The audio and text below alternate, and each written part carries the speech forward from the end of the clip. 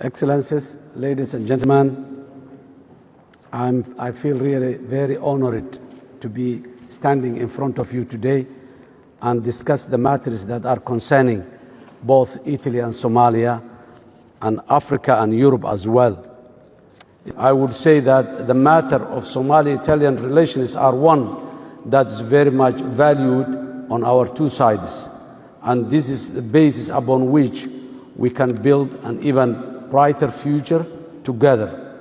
In addition, there are those friends of both Somalia and Italy who have joined us tonight, like ambassadors, diplomats from other missions in Rome, and I also wanted to welcome them warmly in this great hall. As I always say, there is always a room for more friends to join us in our journey of hope, progress, and prosperity in Somalia.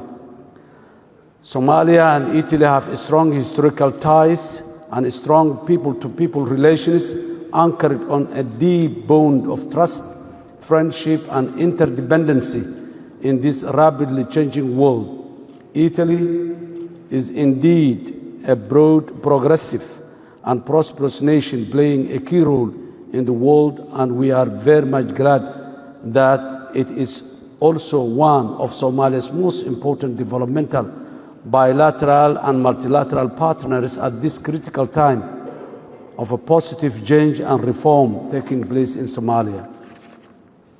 During my visit here in Italy this week, I had enormous pleasure of holding bilateral discussions with the leadership of this great nation, including Their Excellencies President Sergio Mattarella and Prime Minister Giorgia Meloni.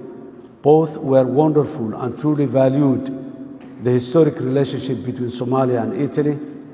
And most important, the outcome of our discussions was that we agreed on creating joint opportunities and overcome global challenges together, including tackling international terrorism. This is both reassuring and exciting for us all. Italy remains a real champion for Somalia, bilaterally and multilaterally within the European Union and the United Nations. Italy, like so many other key global friends, has welcomed our people before and after the difficult period of our recent history. I met many successful and productive Somali-Italian citizens that are doing amazing work both in Italy and in Somalia. I'm also confident at least some of you in this meeting room today recall the great memories of Somalia, its beauty, generous, courageous people, as well as living and doing business not only in our country, but with our region and our continent in Africa. It's with my government plans to build the country through making it secure from international terrorism, stable with political inclusivity, and prosperous with economic reforms and development. These will not be just memories of long, but a reality that will all benefit from on the ground. Excellencies, ladies and gentlemen, we have embarked on a hopeful and exciting journey of transforming Somalia by prioritizing security, economic development, good governance, and delivering basic public services to our people. As a path to success, we all know that Rome was not built a day, but it was built nevertheless and stands steady and strong today like the rest of the world. One of our key security goals that will determine the future of Somalia is to defeat the international terrorist group Al-Shabaab, one of Al-Qaeda's most violent and morally bankrupt affiliates in the world. This group has killed, maimed, and subjugated the Somali people since their evil inception, and we are now responding bravely as a government and people by saying no more terror and destruction. Our people are answering our government's call to revolt against Al-Shabaab terrorism. And since these local uprisings began, the Somali armed forces have been able to liberate a historical amount of territory from the grip of terror. Here, I would like to recall our partners in the war against terrorism, among which the United States, for the first time in the history of Somalia and in the history of the partnership, we are jointly operating. The Americans and the Somalis are jointly in the field fighting against the terror in the daytime. In the daytime and in the nighttime.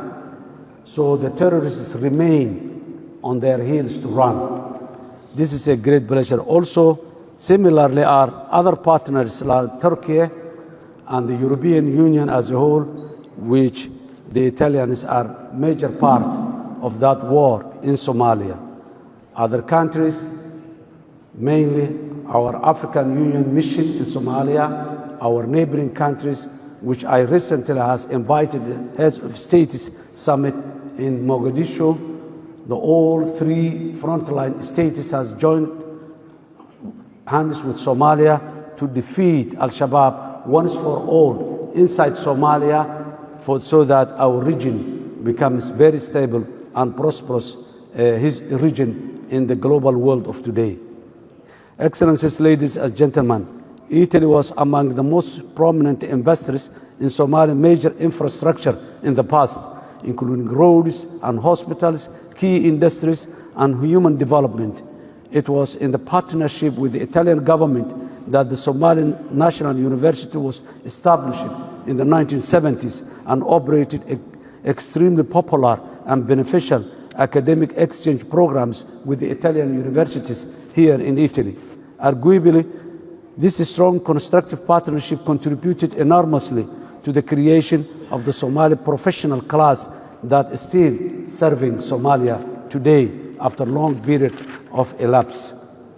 The Italian language was popular and widely spoken, easily to learn as our two people live with and among each other, while Somali Airlines flew from Mogadishu to Rome as its premier route in Europe.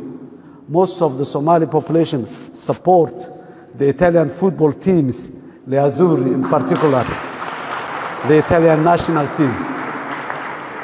In the international meetings, many people still do, and this is a special people-to-people bond that we must re-energize once again.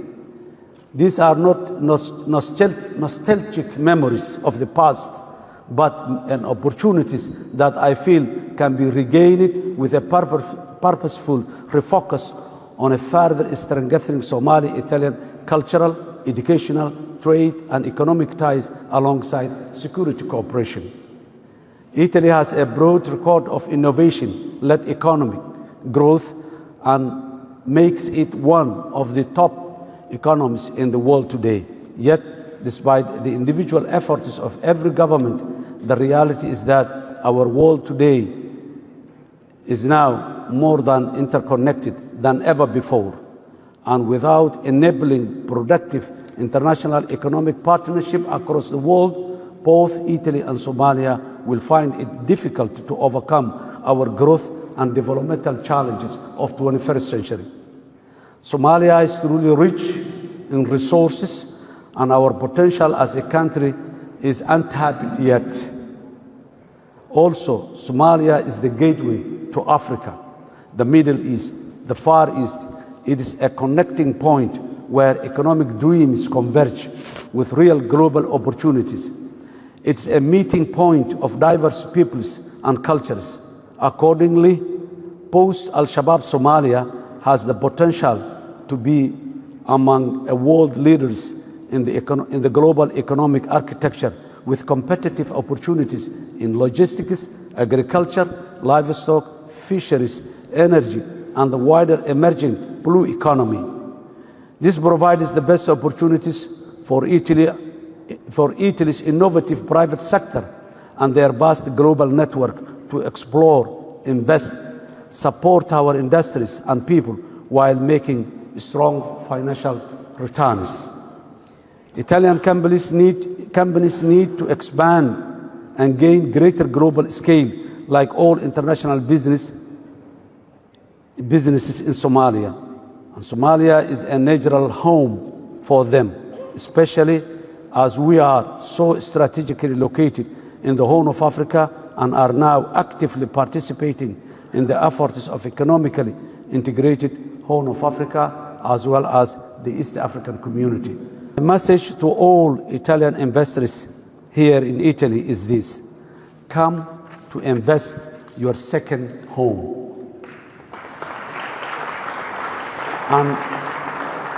And help us elevate Somalia's special relationship with Italy through joint economic progress and prosperity.